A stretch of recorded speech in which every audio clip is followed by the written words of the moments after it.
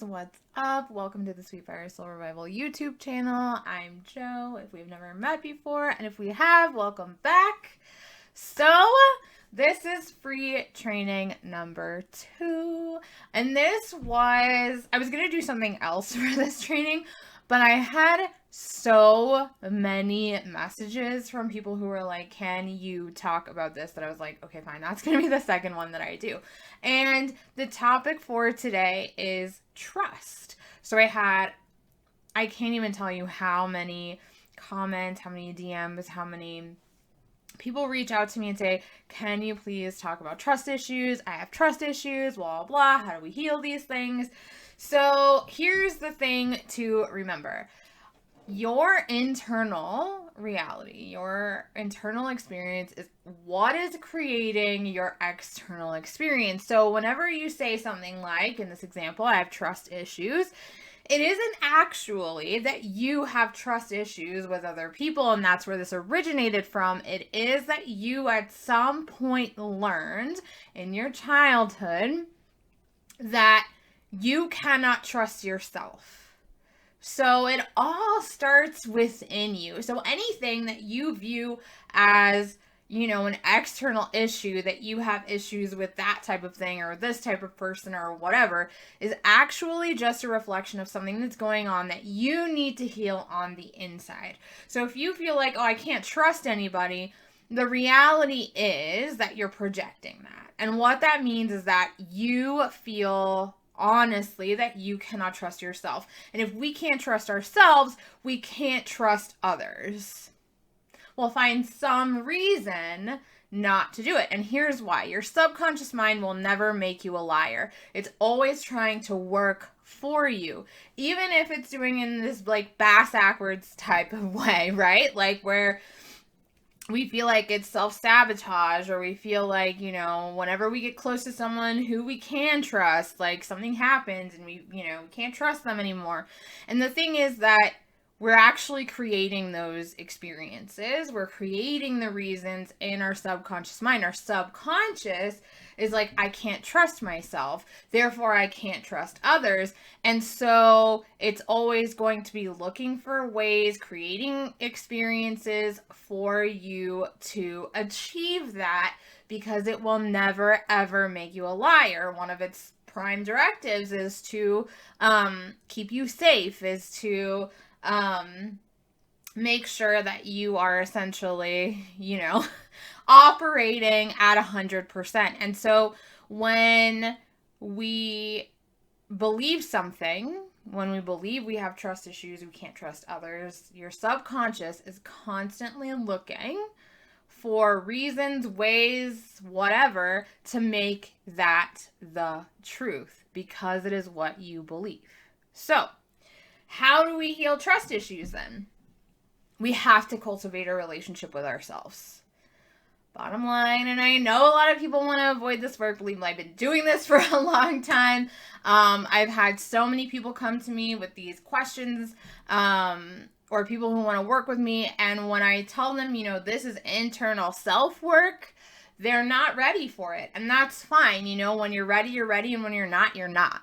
But we have to start here, because trying to start on the outside is never going to yield you any kind of results. So trying to heal your trust issues through other people is not going to heal your trust issues, because you already have the belief that you can't trust yourself. So that's where this healing needs to start.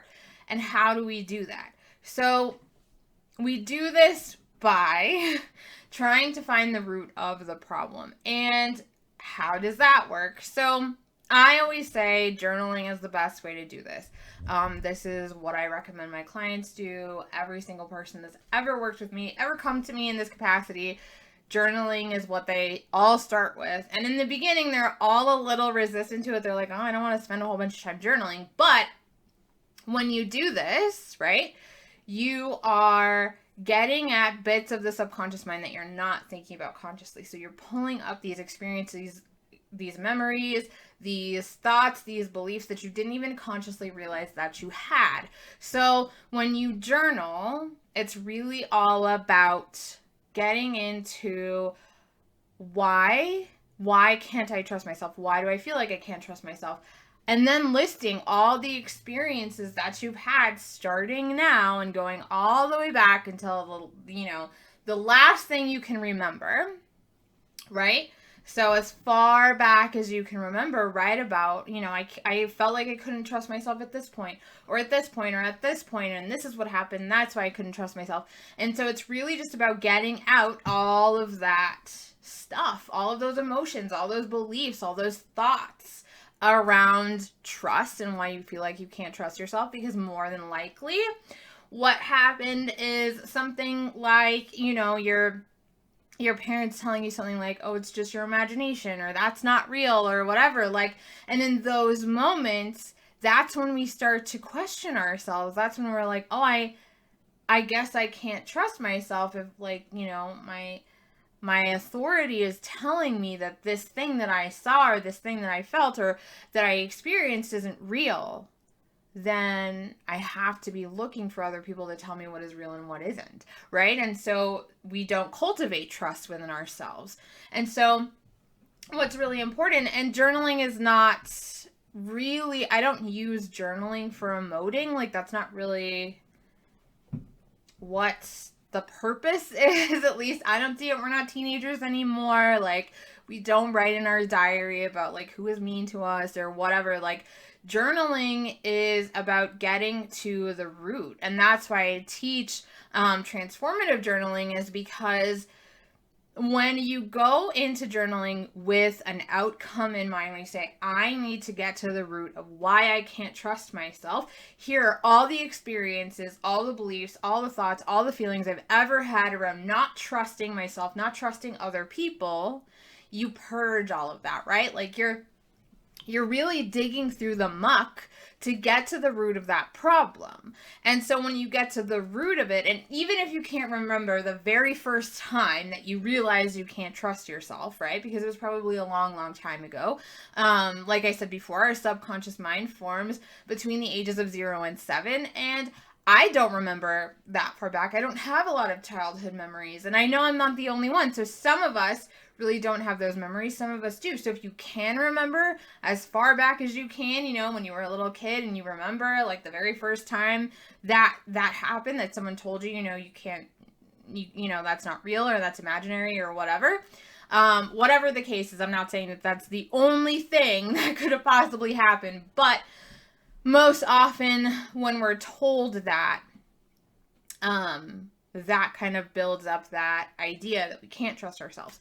So if you can remember that far back, that you remember the exact moment that happened, amazing. If you can't, no worries. Go back as far as you can and uncover what you can, because you're going to see the patterns. You're going to see how it's all connected, right? So when you do this is the purging process. This is kind of where the emoting comes in.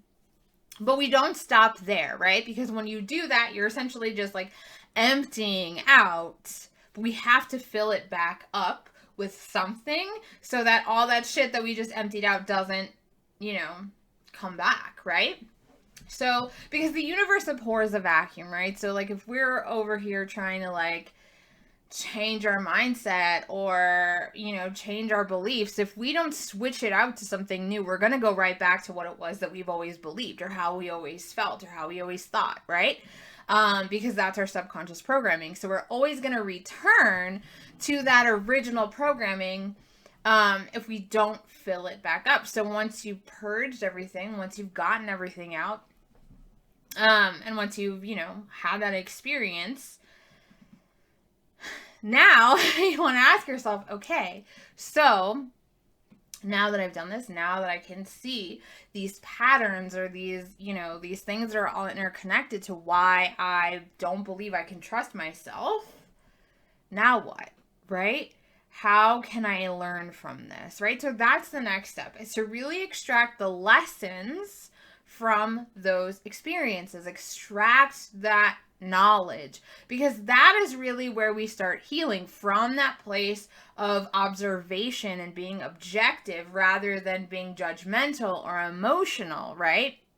We have to be able to see these things from a new perspective. Because think about it this way. If you're standing in the front yard looking at your house, right? And you're just like looking at it from the yard and you can only see the front of your house. Does that mean that that's the only part that exists? Just because it's the only part that you can see? No. There's, 3 other sides. There's a whole inside of the house. There's the backyard, the garage, or whatever, whatever else.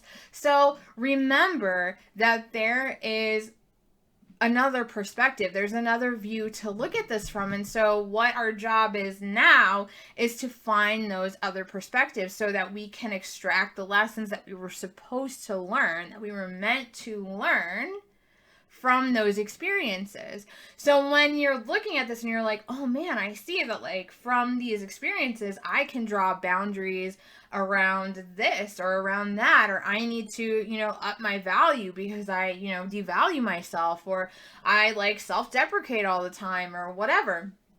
Right? Whatever it is that you're meant to learn from all of this, right? And that's like individual, it's subjective to each and every one of us, what we take away from these experiences. My lessons are going to be completely different from yours, right? So it's up to you to be able to look at this and say, okay, what is this supposed to teach me?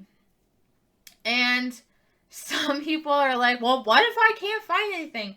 You will know. You will absolutely know.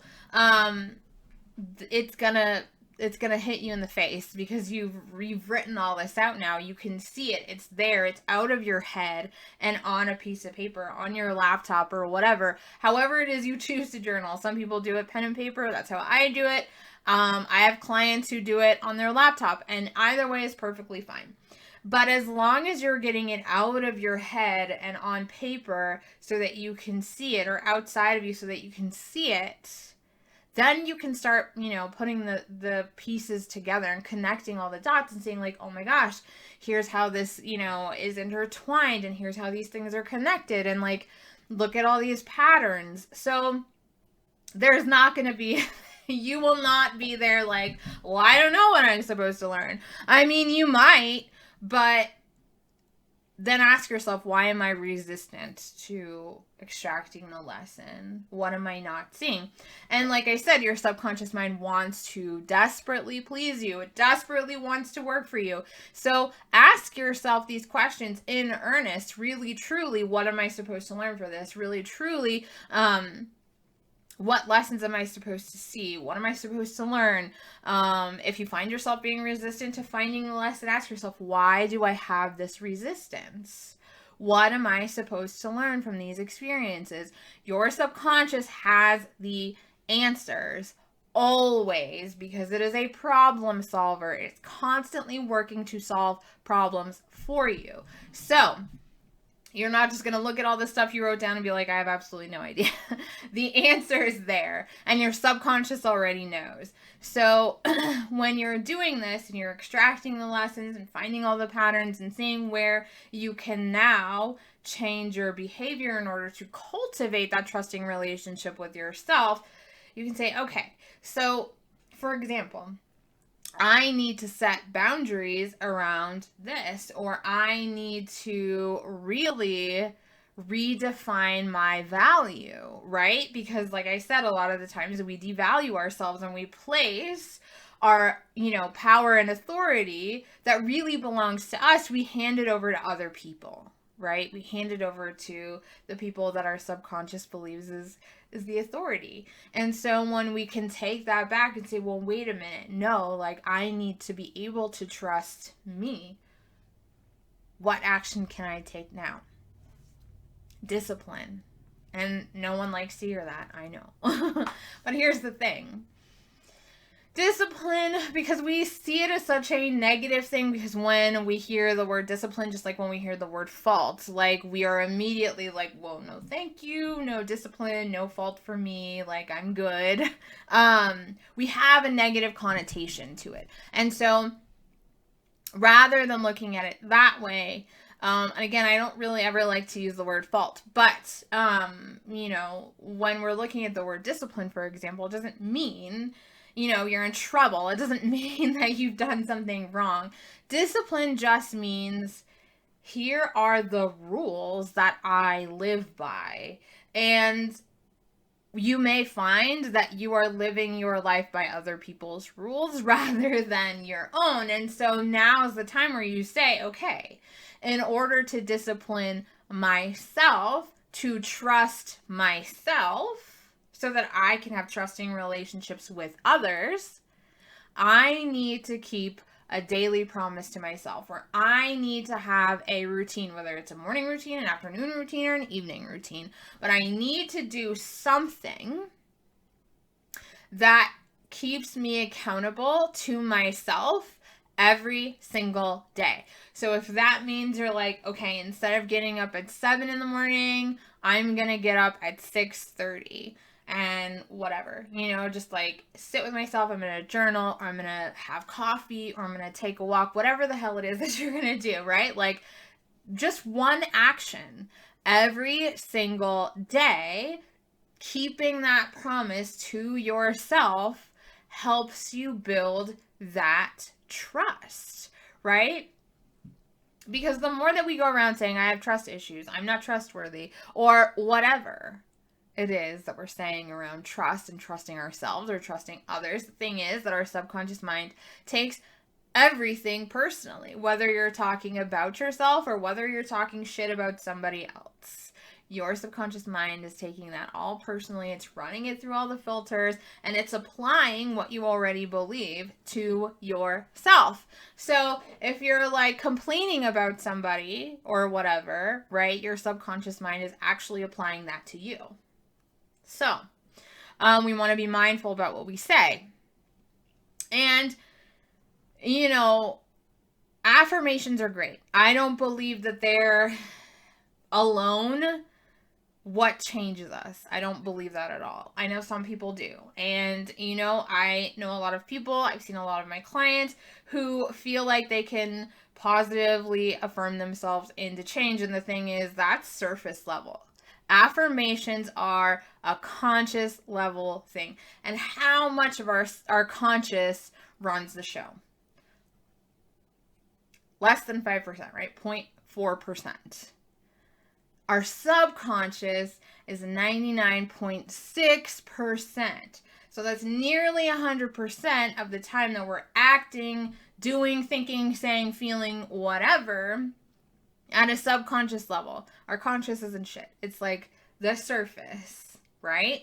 So that's why it feels so difficult to make change, to form new habits, to do new things, is because we're always trying to do it at a conscious level. And I'm not saying it can't happen at that level. Of course it can. It takes a little extra work to do it at that level. But when you get down to the root of the problem within your subconscious and you change things there, you'll see change instantly. You'll see change so much faster because you're getting to the root of the problem, not just trying to yank the top off, right? Think of it like a weed, okay? Like if you're out in the backyard and you're pulling weeds and you're just yanking the top off, what's going to happen? Those weeds are going to grow right back. Why? Because you didn't take it out from the root system. Period. So what do you have to do? You have to do that digging to get to the root. And when you get to the root, you can make the change from that point. That is where lasting change happens at a subconscious level. And I'm not saying we can't make changes at a conscious level. We can. It takes more work. It takes more conscious effort to do that. It feels like we're fighting that resistance at all times, pretty much, because like we're always consciously working against our subconscious programming when we're trying to do these things. But if you can just get to the root and change from there, that makes everything so much easier because you're going back to the root cause of the problem, right? Rather than just seeing what is at the surface. So affirmations are great. They work well in tandem with other things. But on the whole, like if you're just positively affirming to yourself, like, it might take you a little bit longer to get to where you want to be, right? And so like, affirm to yourself every day, but do that along with something else, right? So if you're telling yourself on a daily basis, I am trustworthy, I am trustworthy, I am trustworthy, you have to be backing that shit with action. Because the more that your words and your actions are in opposition, the more your subconscious is going to be like, well, you see, we're not trustworthy because we're saying this, but we're doing the opposite. So you're just further backing that belief that you cannot trust yourself. So what do you have to do? You have to pick one thing. And it can be a different thing every day, right? You can say, okay, tomorrow I'm getting up at 6:30. Set your alarm for 6:30. Great. I'm up. I'm like gonna have a little morning routine. Okay, the next day I'm gonna journal for 5 minutes. All right, I got my journal out, journaling before bed, 5 minutes, set my timer, done. Cool. Keep one small promise to yourself every day, but be conscious and intentional about what exactly it is that you're promising yourself, right?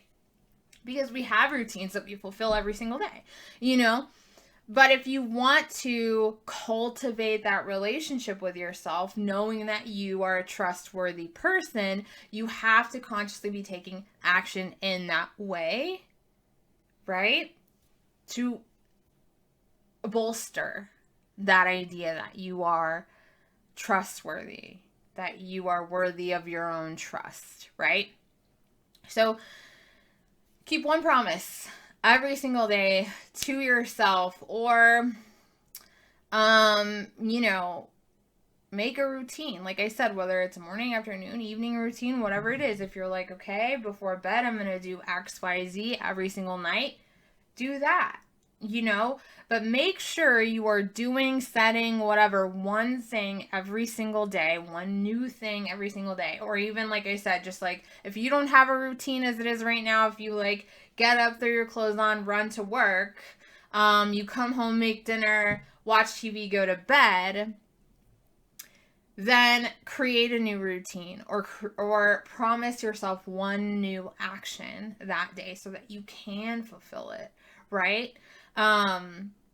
Because when we do that, the more we keep our promises to ourselves, the more our subconscious recognizes, oh yeah, I'm the authority. I can trust myself, right? So that's what we want to get to. We want to be able to cultivate that relationship with ourselves. And this is another training for another day, but like, we have to remember that the identity or the personality